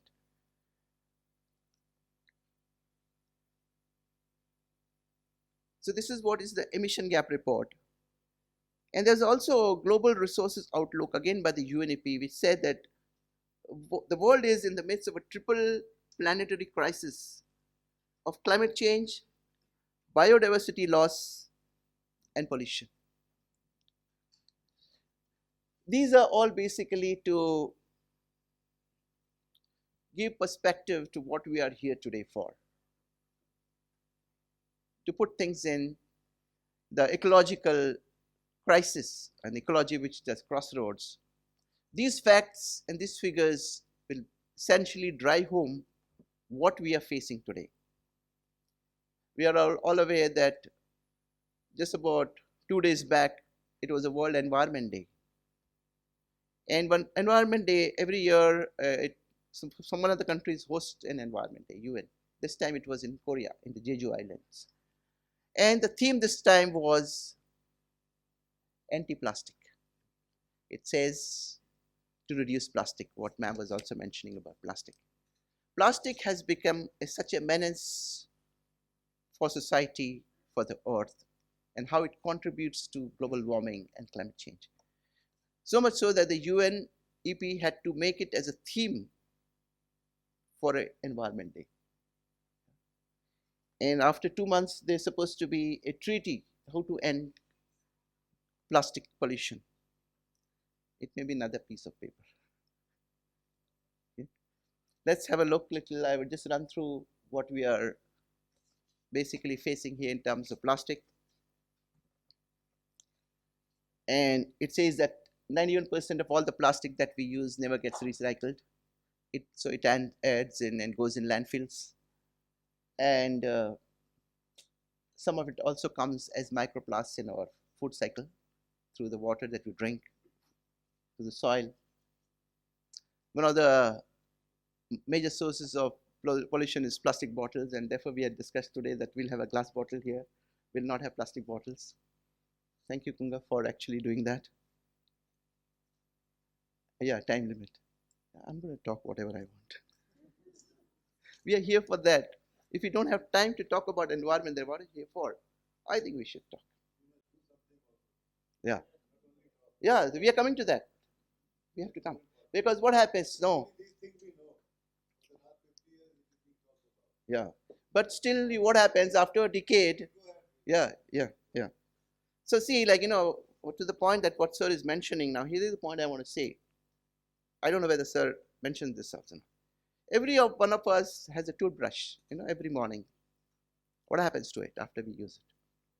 We use for 3-4 months. Where does it go? It goes to a landfill. Is there a solution? Yes, we have a solution. I mean, this conference today is a dialogue. We can actually see how we can make this incremental changes. Otherwise, it's talk show. I mean, it's a talk shop. Doesn't make it. But there's a solution if we can switch over to bamboo toothbrushes. Can we do it? Let's think about it. I think that's what this has to be about. Otherwise, he said about action. I think this is the action that we can take. If we switch over to bamboo toothbrushes, I think there's a point. Think about it. Well, this is important. Everybody here uses a ball pen, right? Everybody, I'm sure. And the same story, it'll go for 2 months, 3 months. Then somebody nowadays buys a pack of 5 or 4, goes for 6 months or 1 year. What do? This is what happens. Is there a solution? Yes. We can do a fountain pen. We can use a fountain pen. See, it's about us. How, and I said it's not just about government policies. It's about how we as individuals can make changes in our lifestyle which will affect, small changes have big impacts. We can switch to fountain pens. So all these pens which add up, which go in the landfills, I think about it. And this 2030, this decade from 2020 to 2030 is a decade of ecosystem restoration. So we are in the middle of the restoration. And it's very apt that we have a conference here today. And one of the important things about this is trees, which are basically our biggest ally in this fight against climate change. And how so? See, this, I've taken great pains to make this. Please look at it. It says about 30% of the emissions from the industry and fossil fuels can be neutralized by forests and woodlands. 30%. It's very important. So besides doing other actions, if we preserve our forests, we can actually be tackling this crisis of climate change. 30% is a big number. So what do we do? In the year 2014, there was what is called New York Forest Declaration. And that said, New York Forest Declaration said that we should half the rate of deforestation by 2020 and end by 2030. So what happened is, if you see, in the year 2014, the rate of loss of tree cover was 18.3 million hectares. 18.3 million hectares. And it says by 2020 we should make it half, that is 9. Okay, that was a goal. And by 2030, you should make it 0. So no cutting trees, no deforestation. What happened is, instead of decreasing to 9, we have increased to 25 million hectares by the year in this particular period of time. I don't know. I'm just placing facts. There was a State of the World Forest report. Every 2 years, the United Nations does a study of the world forests around in a state. What is the progress? What is the level of deforestation, etc. So they saw that for the period in the last 30 years, that is from the period of 1990 to 2020, in the 30 years, the planet has lost 420 million hectares of forest cover or woodlands. That means around 10% of the forest cover of the world has been lost in just 30 years now. And so deforestation not only has a climate act to it, but it also has, it says that the new diseases, around 30% new diseases reported since 1960 can be attributed to deforestation. And of course, the other thing of biodiversity, somebody said the fact, they know the facts. These are facts. We should address these facts. We are talking here about loss of biodiversity. The environment talk is not just about planting some tree or picking a plastic here and there. It's much beyond, and it's very grave. We don't want to look at it. You can shut your eyes and go the way that if you want to do it, but there is the other way around. So therefore it is important to take action when we talk about it. And this is the action. We have launched a project reforestation to plant 1 billion trees. Not just talk, but we should do it. Thank you. We have launched in the city of Bangalore with the Honorable Governor planting the first tree. And yeah, it's going on. Let's all join in and plant trees. Yeah, it's very important, very simple. Very simple. Yeah. So just since we are in forest, sir, please give me 5 more minutes. Yeah, please. See, basically now what happens, our national forest policy says we should have 33%, 1/3 land covering forest. What is the actual figure? The latest record said it is around 24%. Doubtful, but okay, let us say it is 24%. Okay, but the goal is to have 33%. We are still short of what the national forest policy says, and therefore the project reforestation is so important, even for our national policy. It's important. I'll give one example. Okay, so this is what we should be 33%, but we are 24%. Let's have a small example. Let's go to our neighboring country of Bhutan, a very beautiful, Shangri-La. And what does it say? As per the constitution of Bhutan, the tree cover should be 60%. It should be 60%. And what is the actual percent? 71%. Yeah? This is something to learn. It's our neighbor. And we have a reverse case here. And it is, we can just go through it. And why this is so? Because of this. We talked here about GDP. There was a mention about GDP. Bhutan does not have GDP concept. They have a concept of GNH, gross national happiness. And there are the 4 pillars of GNH. And if you see pillar number 3 is conservation of environment. If you are actually going to have a dialogue or actually want a meaningful, action on the climate issue or environment, I think we have to take a look at this slide here. We are so obsessed with GDP and industrialization and growth.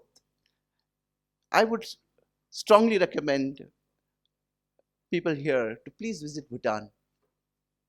Please go to Bhutan and see this, how it is. Is it not developed? It's one of the, go to Thimphu, it's bustling, So, but they follow this GNH, Gross National Happiness Index. And that's where the forest percentage therefore remains that high. Okay, so I'll come to one last thing about what is an area which is not generally talked about, and what is also one of the major drivers of the degradation of the planet. And this is what we call as ecocides. We must be hearing so much about the ongoing televised genocide in Gaza. You must be hearing about it. And I think every media, social media does talk about that. A very serious issue going on. But parallelly, what is also happening is ecocides. Ecocides are the crimes against the earth. And this is important. If you see down the ages, and if you see like after industrialization or whatever, if you see, let's see this actually. This was the biggest ecocide at that time, the Hiroshima Nagasaki. And we talked about how many people were died, say like 3 lakh people died. But we don't know what was the state of destruction of the planet at that time. It's important to draw attention to these facts here. See, there was Agent Orange in Vietnam. And it was basically, Agent Orange was not against people. Agent Orange was against forests, so that the forests are destroyed and the Vietnam soldiers do not have a tree cover to hide. Therefore, Agent Orange was sprayed on the forests of Vietnam. This is a direct war on nature. This is ecocides. I think we need to talk about it. And the ongoing, what I talked about, happenings in Gaza, just look at it. Look at the ecocide happening. Entire, in Gaza, there are olive trees, which are basically a symbol of the land there, Palestine. So, and as a military tactic, what they have done, they said they will destroy the olive farms. Olive, which we are so treasure, we buy very expensive here. But they have destroyed the olive farms over there. Leave aside the population. This is what we want to call it as ecocides. Okay. So what are these, all these? That's what we call, these are all nothing but violation of the rights of earth. There is no accountability on, they say you can bomb and go away. No, I think. There is a time, now like it is time that we should basically talk about. So in the year 1948, we had what is called as the Universal Declaration of Human Rights. The United Nations adopted the Human Rights Charter. I think it is time now to adopt a Earth Rights Charter, to have a Universal Declaration of Rights of Earth. I think this should be a takeaway of this conference. Ma'am was saying should be. This point should be flagged to embassies and international communities. We need a Earth Rights Charter, so that those people who do crimes against earth and ecocide, they should be held accountable. That's what we call rights of earth. We have propounded this theory of rights of earth. Okay, this is something we should. And as I said, the ecosystem restoration is not just about governments. It's a people's affair. Let us make it a people's affair, because as His Holiness the Dalai Lama once said, compassion is the radicalism of the times. And when he mentioned, he said, His Holiness again said, this is what I'm there. If you want to be happy, practice compassion. And if you want others to be happy, practice compassion. And what is the other here? Other, I think the other, we can take it as a planet. So when His Holiness said compassion is the radicalism of the time, it also implies that you be compassionate towards the environment. And that's how we can actually take this whole room towards that whole goal of tackling the crisis of climate change. Okay, this is later. And I finally would like to conclude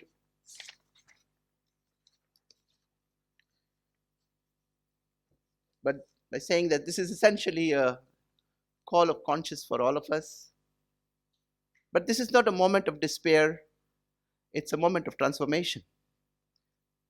Let history remember that when the earth was at crossroads, we chose life. We chose responsibility over recklessness, and we chose restoration over ruins. Let us be that generation that acted, not waited. A generation that gave earth not just the gratitude, but also the guardianship. Let us bear in mind that we are holding the earth in trust for the generations to come. We are all travelers in time. Let us be the generation that gave hope and healed the earth. And I would like to close with the words of His Holiness the Dalai Lama when he said that the planet does not need more successful people, but it desperately needs peacemakers, restorers, and healers. Thank you very much. Tashidar.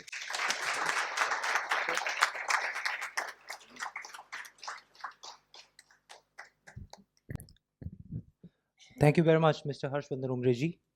And with this, we have come to the conclusion of the inaugural session. And I would also like to request our esteemed chairperson to kindly, as we are running short of time, I would request them to kindly introduce our speakers with a very short introduction so that we can save some time. And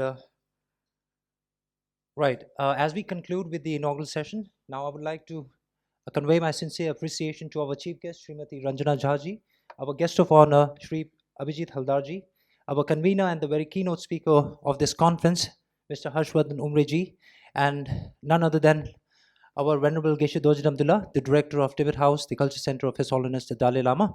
And I would also like to thank all the participants for being very active. And with this, we conclude the inaugural session, and we'll begin the session number 1 shortly. So I kindly request all the participants to stay indoors. Thank you very much. And I would request our chief guest, our guest of honor, our convener, and Geshe Dorjin Abdullah to kindly stay back for a quick group photo.